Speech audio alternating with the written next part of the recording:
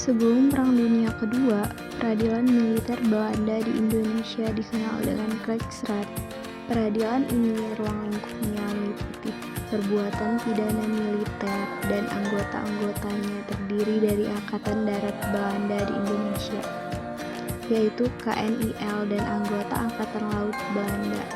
Anggota Angkatan Darat Hindia Belanda atau KNIL diperiksa dan diadili oleh Krijgsraad untuk tingkat pertama dan Hoek Militair Gerechtshof untuk tingkat banding.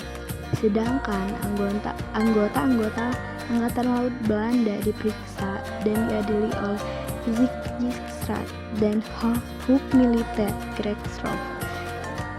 Krijgsraad terdapat di kota Cimahi, Padang, Ujung Pandang dengan daerah hukum masing-masing.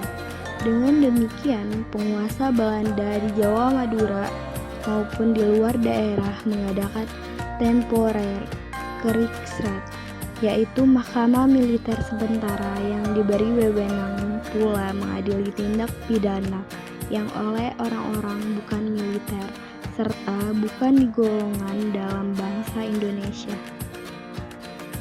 Pada saat dikeluarkan Undang-Undang Darurat Nomor 1 Tahun 1951 tanggal 15 Maret 1951 tentang tindakan-tindakan sementara untuk menyelenggarakan kesatuan susunan, kekuasaan, dan acara pengadilan sipil, sehingga kedudukan hukum pengadilan militer pada umumnya sama dengan kedudukan peradilan umum. Selanjutnya, berdasarkan Undang-Undang Nomor 5 Tahun 1969 dibentuk Peradilan Khusus Mahkamah Militer Luar Biasa atau Mahmiluk. Pengadilan khusus ini dibentuk untuk menyidangkan perkara-perkara yang dianggap membahayakan keamanan bangsa dan negara dan memerlukan penyelesaian dengan segera. Berdasarkan lintas sejarah peradilan militer tersebut, maka keberadaan peradilan militer tidak benar baru masuk dalam konstitusi setelah berlakunya Undang-Undang Nomor 14 Tahun 1970. Sebab peradilan militer berkembang sejalan dengan sejarah konstitusi yang berlaku di negara kita dan bersifat mandiri terlepas dari peradilan lain.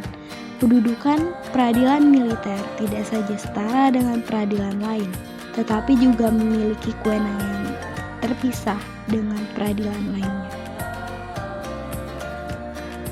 Pengadilan militer merupakan dilaksanakannya kekuasaan di lingkungan angkatan bersenjata atau militer agar hukum dapat berdiri secara adil dengan mengacu pada kepentingan nasional. Badan otonom yang masuk ke dalam pengadilan militer ialah badan otonom yang menjalankan kekuasaan dan kehakiman di sekitar pengadilan militer, yaitu peradilan militer yang utama, dan peradilan pertempuran militer. Pengadilan militer dibuat untuk menghakimi anggota militer yang melakukan kejahatan. Anggota TNI yang membuat pelanggaran hukum maka harus diadili dan harus menjalankan hukumannya. Peradilan militer merupakan ruang lingkup peradilan di bawah naungan Mahkamah Agung atau MA yang melakukan tugas menghakimi anggota TNI yang membuat kejahatan. Salah satu badannya bernama Auditorat. Auditorat merupakan suatu institusi sebagai yang melaksanakan, menuntut serta menyidik suatu kasus atau masalah yang terjadi di lingkungan militer. Berikut beberapa ruang lingkup hakim dan dalam mengadili anggota TNI. A. Pengadilan militer untuk tingkat yang memiliki pangkat kapten ke bawah. B. Pengadilan militer yang untuk tingkat yang memiliki pangkat mayor ke atas. C. Pengadilan militer utama untuk melaksanakan banding dan dari pengadilan militer tinggi. D. Pengadilan militer pertempuran khusus pada medan pertempuran.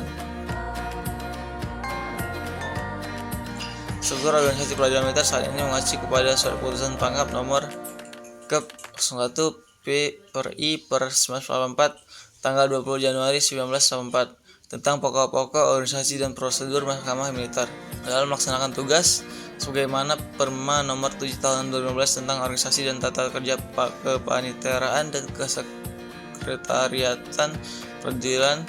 Struktur yang mengatur tata kerja suatu lembaga peradilan dalam hal ini pengadilan militer disusun sebagai berikut.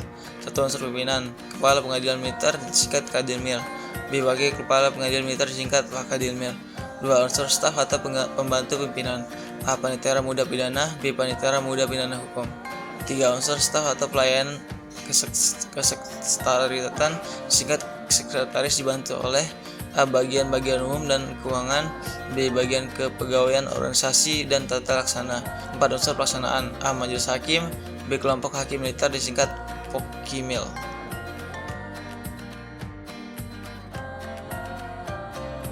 Kuasa pengadilan militer dijelaskan dalam pasal 40 Undang-Undang Nomor 31 Tahun 1997 tentang peradilan militer. Pengadilan militer memeriksa dan memutuskan pada tingkat pertama perkara pidana yang terdakwanya adalah A. Prajurit yang berpangkat kapten ke bawah. B. Mereka sebagai yang dimaksud dalam pasal 9 angka 1 huruf B dan huruf C yang terdakwanya, termasuk tingkat kepangkatan kapten ke bawah. C. Mereka yang berdasarkan pasal 9 angka 1 huruf D harus dihadiri oleh pengadilan militer. Kekuasaan pengadilan militer tinggi diatur dalam pasal 51 Undang-Undang Nomor 31 Tahun 1997 tentang peradilan militer. Yang pertama, pengadilan militer tinggi pada tingkat pertama. A. Memeriksa dan memutuskan perkara pidana yang terdakwanya adalah: pertama, prajurit atau salah satu prajurit berpangkat mayor ke atas. Yang kedua, mereka sebagai yang dimaksud dalam pasal 9 angka 1 huruf B dan huruf C yang terdakwanya atau salah satu terdakwanya termasuk tingkat kepangkatan mayor ke atas. Yang ketiga, mereka berdasarkan pasal 9 angka 1 huruf D dari diadili oleh pengadilan militer tinggi. B. Memeriksa dan memutuskan menyelesaikan sengketa tata usaha angkatan bersenjata. Yang C.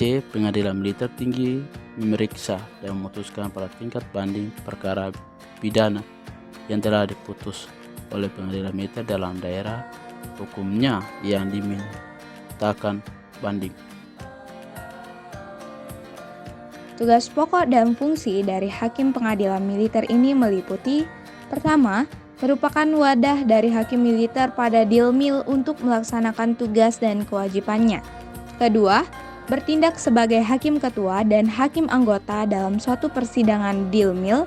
Ketiga, Kimil yang ditunjuk sebagai hakim ketua bertugas untuk mengetuai sidang Dilmil dalam memeriksa dan mengadili perkara pidana dan juga memberikan pertimbangan mengenai permohonan gerasi yang telah diajukan terhadap perkara yang telah diperiksa. Keempat, Kimil bertanggung jawab atas pelaksanaan kekuasaan kehakiman. Tugas pengadilan militer. Dalam pelaksanaannya, tugas dan kewenangan pengadilan militer, baik itu teknis yudisial maupun non-teknis yudisial, peradilan militer telah menetapkan visi dan misi sesuai dengan kebijakan yang telah digarisbawahi oleh Mahkamah Agung Republik Indonesia. Sesuai dengan Undang-Undang Dasar tahun 1945, tepatnya pada nomor 31 tahun 1997, di mana mengenai kewenangan pengadilan militer ini secara umum yang meliputi: pertama, mengadili tindak pidana yang dilakukan oleh prajurit atau persamakan yang dianggap prajurit berdasarkan undang-undang. Kedua, memeriksa, memutus dan menyelesaikan sengketa tata usaha angkatan bersenjata, ungkap perkara gugatan ganti rugi dalam perkara pidana. Pengadilan militer dalam melaksanakan fungsinya, pentingnya melaksanakan fungsi dari hakim secara independen, efektif, dan berkeadilan sesuai dengan visi dan misi yang telah ditetapkan dalam Cetak Biru Pembaruan Pengadilan Mahkamah Agung Republik Indonesia. Fungsi teknis tersebut antara lain: pertama, mengadili, yakni memeriksa dan memutus dalam peradilan tingkat utama atas perkara-perkara tindak pidana terdakwahnya. Kedua, fungsi pembinaan, yakni memberikan pengarahan terhadap jajarannya tentang teknis yudisial, administrasi peradilan, administrasi umum, perlengkapan, keuangan, kepegawaian, dan tata laksana. Ketiga, fungsi pengawasan, yakni mengadakan pengawasan di lingkungan internal pengadilan militer atas pelaksanaan tugas pengadilan, perilaku hakim, perilaku panitera, pegawai, pelaksanaan administrasi perkara, pelaksanaan administrasi umum. Keempat, fungsi administrasi, yakni menyelenggarakan administrasi umum. Contoh salah satu kasus yang ditangani pengadilan militer yaitu kasus penganiayaan yang dilakukan oleh 6 anggota TNI Angkatan Laut terhadap 2 warga sipil pada Mei tahun 2020 yang lalu. Kronologinya adalah 6 anggota TNI Angkatan Laut tersebut menganiaya 2 warga sipil sampai tewas karena diduga telah mencuri mobil. Kasus tersebut lalu diusut oleh POM TNI Angkatan Laut dan akhirnya divonis hukuman 9 tahun dan terberat 13 tahun penjara. Mereka juga dicabut dari Dinas Angkatan Laut secara tidak hormat pada sidang Pengadilan Militer 209 Bandung, Provinsi Jawa Barat.